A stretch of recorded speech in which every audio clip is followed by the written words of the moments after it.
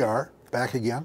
Here's Kent to lead off our discussion with our distinguished guest. Yes, we're very fortunate to have Erin Hart with us.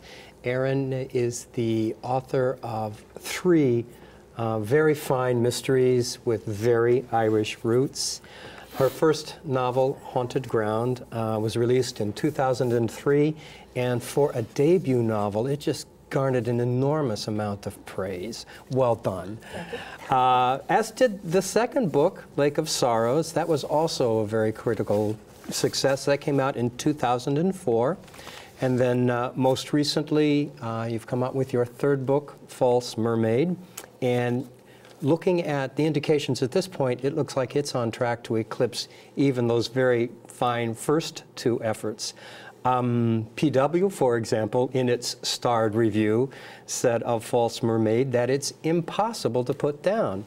Wow. Library Journal, in its starred review, called it an exceptionally crafted novel.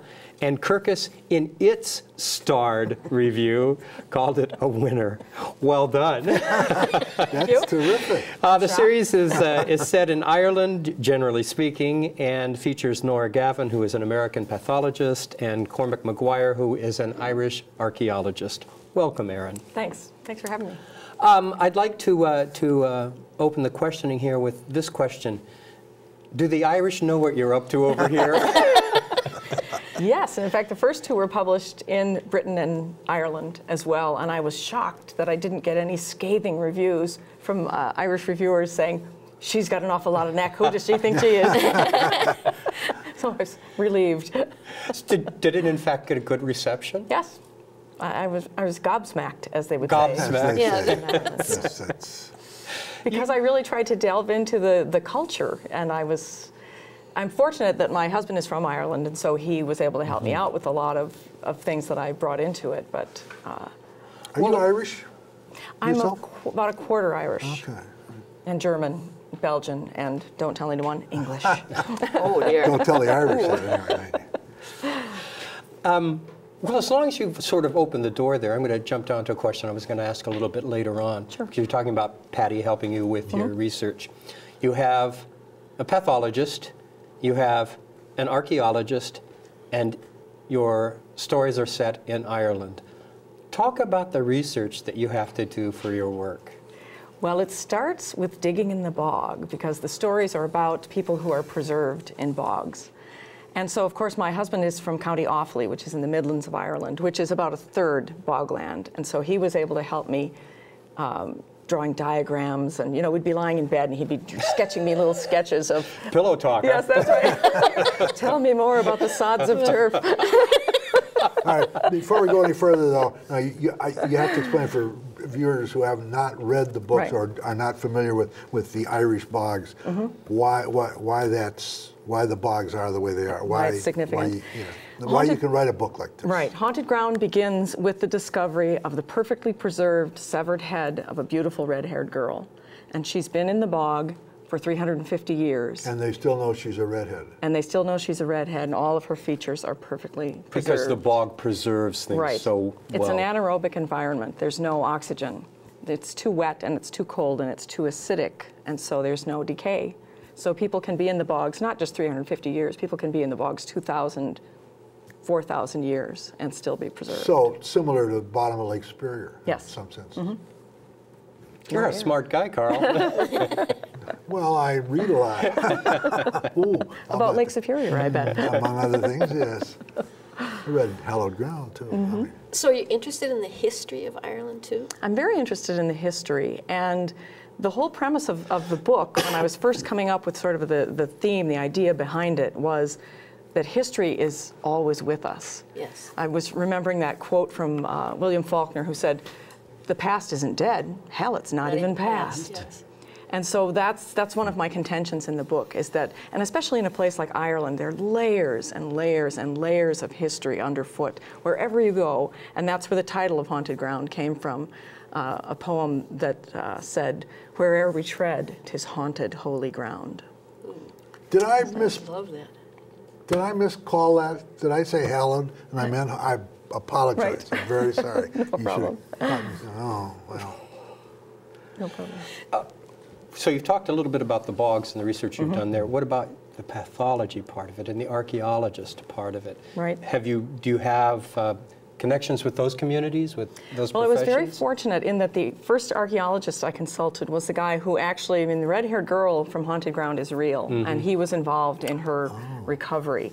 And he is the brother-in-law of a friend of mine. And so he was kind enough to take me around. He was the chair of the archaeology department at UCD, one of the big universities in Dublin. And he also put me on to the pathologist at Trinity College, who was the expert on bog bodies, so I went and interviewed her. I interviewed keeper of antiquities at the National Museum of Ireland. I went to the laboratory where they bring in any kind of biological specimens and was able to observe them working on something that they had just found in the bog. So I was really, really lucky. And he sent me to excavations. I went to a dryland excavation and I went to a wetland excavation, which are completely different animals. So they that was have fascinating. they have somebody who has an actual position called keeper of the bog bodies?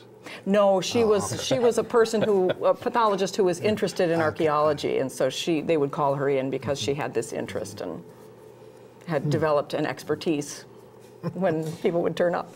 You know, I think that's all fascinating, but I am fascinated about you're not of that culture, and yet you feel. I mean, that would be really taking on something major. I know you're married to an Irishman, but to get all that right, does he do a lot of? Oh, they never say that. And I ask him all the time, now, how would an Irish person say this? But I also, when I'm there, I listen. And I take notes, and I'm interested in sort of turns of phrase and things like that. And so part of it is paying attention, and I'm sure I get some things wrong, and for that I sincerely apologize. So you have what in my mother's era would say a good ear. I hope so. I mean, I Well, sing, you I'm obviously a have, musician, so that's something that I concentrate on. And I like, I pick up little bits of phrases and things. I mean, I liken being a novelist to like being a magpie. You pick up shiny bits of things and keep them in your nest until you need them in the future. This heart very says nice. a magpie.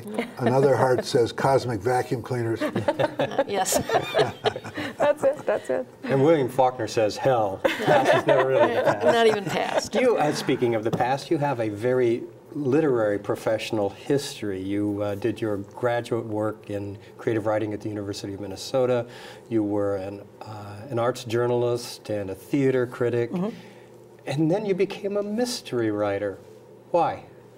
Because I heard a story that I was unable to resist. And to me, it was a mystery story. I grew up reading mysteries. Phyllis A. Whitney was like, you know, my idol when I was about 11 years old. And I was fascinated by this story, and to me, it was just an obvious mystery story. The minute I heard the story of this red-haired girl in the bog, I thought, now there's an opening for a mystery.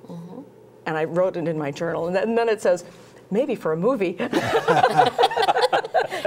I said, I have a lot of neck. Have you written any other books prior to that? No. I had written one short story Okay. in graduate school. Well, now you have done. I know you've done some things at the Loft on literary mysteries.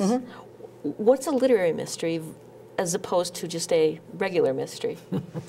To me, it's how layered it is. Okay. Whether there is history, culture, reference to literature of the past, a sort of resonance with readers. I think of the work of, you know, the things I like to read. I think of P.D. James as literary. Sure. Okay. The way that she uses language, the way that she draws characters. I mean, all of those are elements of literature. And to me, that's all a literary mystery is using those elements that are used in all of literature. Okay. Good story, good characters, good use of language. Okay. That's what it amounts to, really. Okay.